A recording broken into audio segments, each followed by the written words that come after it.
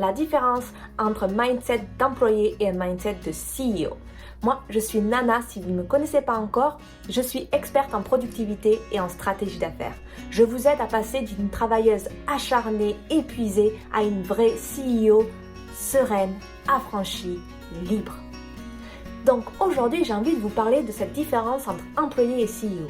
Et je ne dis pas employé d'une entreprise. Je suis sûre que vous êtes constamment dans votre business, vous êtes dans l'opérationnel et vous oubliez de prendre du recul.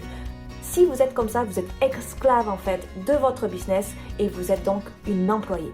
Par contre, si vous arrivez à prendre du recul et travailler plus sur votre business que dedans, alors là, vous êtes plus proche du CEO. Alors aujourd'hui, je vais vous parler de la différence entre les deux parce qu'en fait, on ne se rend même pas compte qu'on a quitté un emploi, un salariat pour être employé de notre business. Alors, avant de commencer, si vous n'êtes pas encore abonné à ma chaîne, je vous invite à le faire en cliquant sur le bouton d'abonnement et aussi sur la cloche de notification pour recevoir une notification à chaque fois que je mets à disposition une nouvelle vidéo. Ici, c'est une par semaine. Alors, trêve de bavardage, on y va!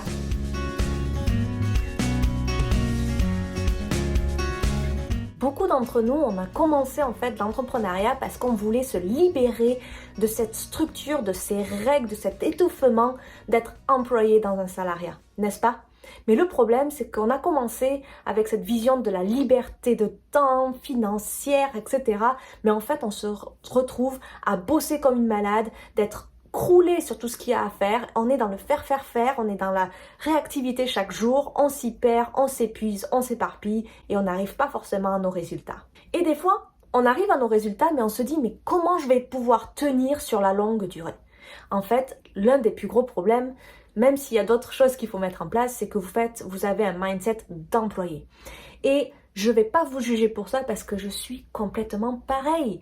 Nous avons en fait été éduqués comme ça. Depuis que je suis toute petite, je suis un super bon soldat. Même maintenant, j'ai du mal à traverser la route s'il n'y a pas un passage piéton. En fait, la chose, c'est qu'on nous a éduqués comme ça. On nous a éduqués à suivre les règles, à être de bons soldats. Et si on ne suivait pas les règles, on était sanctionné. Que ce soit à l'école, que ce soit après dans notre salariat, etc. Il fallait toujours suivre des règles strictes. Et ne pas suivre les règles, d'être un peu créatif de ce côté-là, c'était synonyme de pas bon, de méchant, de pas éduqué. Et donc du coup, on se prenait tous les jugements des autres tout autour. Moi, je sais que j'ai toujours voulu poser la question de pourquoi c'était comme ça, parce que j'avais besoin d'une logique pour la règle, et même de poser la question pourquoi je dois suivre cette règle, était mal vu. Et donc du coup, d'avoir ça, cette éducation chez nous, ça nous amène à rester dans ce mindset. Alors quand vous êtes en salariat, bon, vous avez un boss, vous avez des managers, vous suivez des règles très strictes. Par exemple, pour mon emploi, on avait même des règles pour écrire les emails, on avait des règles de comment on s'habillait, de comment on était avec les gens, de qu'est-ce qu'il fallait répondre. On avait des phrases toujours toutes faites. Moi, ça me fatiguait de toujours leur dire la même chose, des choses à faire, à pas faire, etc. Sauf que, on est passé dans l'entrepreneuriat, on n'a plus ce boss. Donc pourquoi on suit toujours des règles? En fait, on s'enferme dans ce schéma parce qu'on n'a jamais vu d'autres schémas autour de nous. On a toujours suivi des règles. Alors quand vous devenez votre propre CEO, vous cherchez ça. Vous cherchez des règles à suivre. Et comme vous ne vous les donnez pas, forcément, vous allez chercher ailleurs. Donc vous cherchez la stratégie qui vous montre pas à pas ce qu'il faut faire et donc vous suivez les règles qui ont été faites en fait par quelqu'un d'autre. Mais une stratégie, normalement, quand les gens, d'autres entrepreneurs vous montrent des stratégies, vous les enseignent, etc., c'est pour vous les approprier et les mettre avec vos propres valeurs. Il faut que ça soit en alignement. Mais le problème, c'est que ce mindset d'employé qui est, il faut que je suive les règles, si les gens ils font comme ça, moi il faut que je fasse comme ça, parce que si je fais pas comme ça, les gens ils vont me dire ça et ça, on a le peur du jugement, etc. Et donc du coup, on suit les règles. Mais le problème, c'est que c'est votre business. Ça correspond à vos valeurs. C'est vous.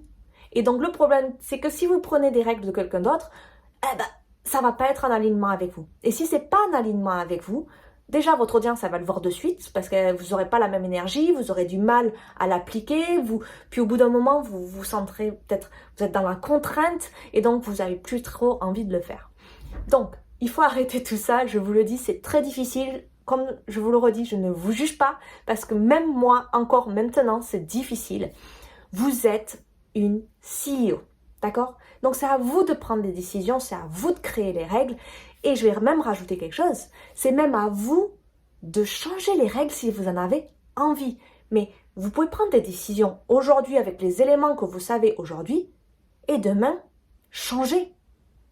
Et peut-être qu'il y aura des gens qui vont vous dire « Oh, mais pourquoi tu avais dit ça, mais là tu as changé, etc. » Oui, mais les informations que vous avez la veille et les informations que vous avez aujourd'hui, c'est différent.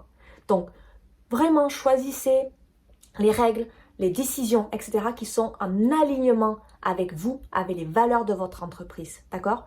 Alors, je vais vous donner un petit exemple, c'est que en fait, l'année dernière, j'ai fait le lancement de ma formation La productivité au quotidien. C'est un produit que vraiment, je crois à 100%. Par contre, lors de mon lancement, j'avais prévu de faire mon lancement en fin décembre, ce que j'ai fait, et je ne me suis pas écoutée. Le jour où j'ai dit que je devais commencer le lancement, j'ai eu certains événements qui ont été très négatifs, qui ont impacté pas mon identité, mais plutôt mon énergie, et du coup j'étais pratiquement à plat. Mais dans mon mindset d'employé, je me suis dit, j'ai dit aux gens que je commençais le lancement, je fais le lancement. Et je l'ai fait quand même. J'étais dans la contrainte. Chaque jour, j'avais du mal à me présenter, j'arrivais pas à faire les lives. Et ça s'est ressenti sur moi, déjà mon énergie, parce que c'était pas possible. Et j'étais dans une sorte de cycle négatif. Et aussi mon audience. J'ai fait pas beaucoup de ventes dans ce lancement. Et en fait, c'est ça que je veux vous montrer dans cet exemple-là. Parce qu'en fait, des fois, on voit juste ce qu'il y a au début de notre nez, la peur du jugement, etc. Et on se dit, mais si je fais pas ce que j'ai dit, les gens vont me juger, ils vont dire que je suis pas ce que je dis, etc. Mais si vous le faites vraiment dans la contrainte, comme j'ai fait moi mon lancement, les gens vont se dire, ouais, mais elle n'a pas d'énergie, etc. Et je suis désolée, mais quand vous êtes dans un business en ligne, les gens aiment votre énergie. Et si vous l'avez pas, votre produit peut être génial, il peut vraiment changer la vie des gens, les gens ils l'achèteront pas. Ils ne vont pas s'accrocher à vous parce que vous n'avez pas l'énergie. Ils vont se dire, mais si vous n'avez pas l'énergie pour maintenant, qui me dit qu'elle aura l'énergie quand on va faire la coaching group? Vous voyez ce que je veux dire? Et en fait, je me suis forcée à faire ça parce que je m'étais promis ça et j'ai oublié en fait pourquoi je faisais ça. J'ai pas pris en compte les valeurs de mon entreprise, mes valeurs personnelles, le pourquoi je faisais les choses, quelle était mon approche stratégique, etc. Je l'ai fait pour le faire, j'ai suivi les règles, et ben ça n'a pas marché. Voilà. Et donc, de suivre des règles que vous vous êtes imposées ou que d'autres vous ont imposées à un moment donné ne veut pas dire que vous devez les suivre encore demain ou après-demain. D'accord? C'est vous le CEO, c'est vous qui devez prendre les décisions.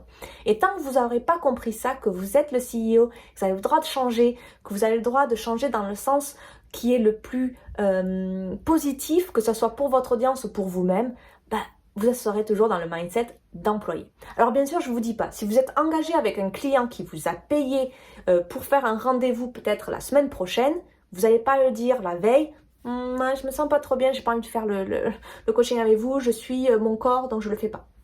Je parle pas de ça, d'accord?